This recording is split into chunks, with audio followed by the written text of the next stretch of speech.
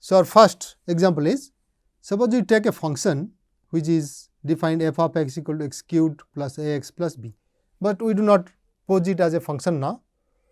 We pose it slightly differently. We say, so that x cubed plus ax plus b, this cubic polynomial, has a unique real root if a is greater than 0.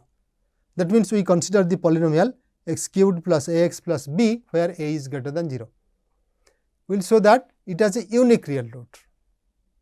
Of course, we know by fundamental theorem of algebra that there will be only maximum of 3 roots. So, there is a root because it is of odd degree, that also we know, but it says there is a unique root. There cannot be 2 roots if a is greater than 0. So, how do we proceed? We define a function, say f of x equal to x cubed plus ax plus b. Now, this is a polynomial of odd degree, therefore, it has a real root. So, suppose that real root we know, but suppose there are 2 roots, we want that root to be unique. Suppose there are 2 roots. So, c less than d, suppose c is a root, d is also a root. That means, f of c equal to 0 and f of d is also equal to 0, where c is less than d. Now, we concentrate on the closed interval c d, where the function is continuous, it is a polynomial, and also on the open interval c d, it is differentiable. So, we can apply our Rolle's theorem. Rolle's theorem says that there exists a point inside c d where f prime of that point equal to 0. And we compute what is f prime of r. This says it is 3x square plus a, that is f prime at x.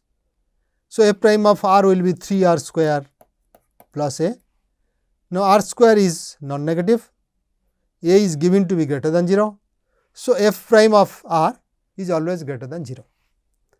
So, f prime of r cannot be equal to 0. This is a contradiction to Rolle's theorem. So, that means our assumption that there are 2 real roots is wrong. That proves that it has a unique real root. Okay. So, let us take second example. It is given here that f of x has 3 zeros in the interval a b. So, roots and zeros are used synonymously. In fact, you say roots of an equation and 0 of a polynomial or a function. So, that is why we write f x as 3 zeros in the interval closed interval a b. So, that means there are 3 points, say x 1, x 2, x 3, f of x 1 is 0, f of x 2 is 0, f of x 3 is 0. And it is assumed that f double prime x is continuous on the closed interval a b. We are not taking f prime, but we are taking f double prime, and that is continuous on the closed interval a b. Okay. So, we want to show that f double prime x has a 0 in the open interval a b. So, f double prime x continuous, f of x has 3 zeros, it will imply that f double prime becomes 0 at some point inside a b. So, how do we proceed? We may have to apply Rolle's theorem successively. So, suppose the 3 zeros are alpha, beta and gamma. There are 3 zeros. So, without loss of generality, we can say that alpha is less than beta, less than gamma. These are the 3 zeros inside the interval a b. So, that means a is less than or equal to alpha, less than beta, less than gamma, less than or equal to b. Now, let us look at Rolle's theorem. So, it says within alpha beta, f of alpha equal to 0, f of beta equal to 0, and f is continuous in the closed interval alpha beta. It is differentiable in the open interval alpha beta. So, by Rolle's theorem, there is a point C such that f prime of C equal to 0. Now, similarly, you look at the 2 roots beta and gamma, again with the same argument, there exists a point D such that f prime D equal to 0. So, we have now got 2 points C and D, C less than D inside the interval a b, open interval a b now, such that f prime c equal to f prime d equal to 0. Now, look at f prime, it is given that f double prime is continuous. So, f prime is also continuous on the closed interval c to d, and f prime is differentiable in the open interval c to d. So, we can again apply Rolle's theorem to conclude that there is a point between c and d, okay, such that f double prime becomes 0 at that point, and that point also belongs to the open interval a b, because a less than c less than d less than b. So, that proves that f double prime x has a 0 in a b. So, that is how we may have to use Rolle's theorem many more times, if especially when the order of the derivatives are more, this might be required. Okay. So, let us take the next example.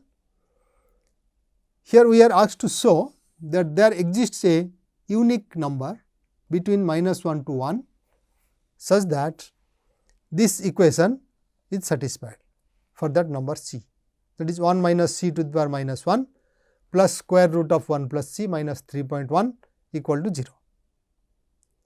So, here we may have to compute something. So, how do we show that there is a point c in between -1 to 1, such that this equation is satisfied? We will go for uniqueness later. So, for that what we do? We think of the function f x equal to 1 minus x to the power -1 plus square root of 1 plus x minus, it is not 3, it is 3.1, whatever is given there. So, f of x equal to 1 minus x to the power -1 plus square root of 1 plus x minus 3.1. Now, if I take a point say minus 0.99, which is inside -1 to 1, and we compute what is f of minus 0.99, we would get something like it is say greater than minus 2.4. There will be some other points which are left behind here, we may write greater than minus 2.4. It will not be exactly equal, greater than say minus 2.4. Similarly, if you compute at 0.99, which again belongs to the open interval -1 to 1, we would get that this is really less than 98.2. Okay. In fact, what we get, if we compute, you may get minus 2.4 something. So, it is not greater than, it will be less than, it is chopped off here, and here similarly it is chopped off. So, it is 98.2 something something. So, you may get, so it is greater than really. This is really, we may write this is less than or equal to this, and this is greater than or equal to this, because something is chopped here from the decimal points. Okay, whatever. So, what we see that f at minus 0.99 is negative and f at 0.99 is positive. Therefore, by intermediate value theorem, there exists a point c between this, such that f of c equal to 0. So, that gives us the existence of a root of this f of x, 0 of this f of x. So, there exists a point c in between minus 0.99 to 0.99, which is again in between -1 to 1, such that that equation is satisfied for the c. But we want to show that uniqueness, such a point is unique, that there is no other point between -1 to 1. So, suppose that there exists another point say d, where f of d equal to 0, f of c equal to 0 and also f of d equal to 0. Now, it is differentiable function. So, by Rolle's theorem and also continuous on the open interval, differentiable on the open interval and continuous in the closed interval c to d. So, we can apply Rolle's theorem, which will give us there is a point alpha in between c and d, which again belongs to -1 to 1, such that f prime of alpha equal to 0. So, we expect that there should be something wrong right. So, let us take f prime of x. Now, f prime of x is 1 minus x to the power minus 1. When you differentiate it, it gives minus 1 into 1 minus x to the power minus 2, and 1 minus x with respect to x, that gives again another minus sign. So, that is 1 minus x to the power minus 2. And the second one is square root of 1 plus x. So, that gives 1 by 2 square root of 1 plus x in the denominator. So, that is half into 1 plus x to the power minus half. Now, when you take x between minus 1 to 1, this expression is always greater than 0. It is 2, here also 2. So, it is always greater than 0. Now, since f prime is greater than 0, it contradicts our earlier derivation that f prime alpha equal to 0 for some alpha. So, that means our assumption that there are 2 points such that f c equal to 0 and f d equal to 0 is wrong. So, that proves that there is a unique c such that this equation is satisfied with that particular c. Okay. That's it. So, now let us take another example. Here we are asked to find a function whose derivative is sin x and whose graph passes through the point 0 to 2. So, that means we need a function f of x such that f prime of x will be equal to sin x and it passes through the point 0 2, that is f at 0 is equal to 2. Fine. So, what do we do? We apply our earlier result, which was a corollary of mean value theorem, that if two functions are having the same derivative or say derivative is 0, then they will differ by a constant. So, first we have to see what is a function whose derivative is sin x. Of course, we know it is cos x, right. So, what do we do?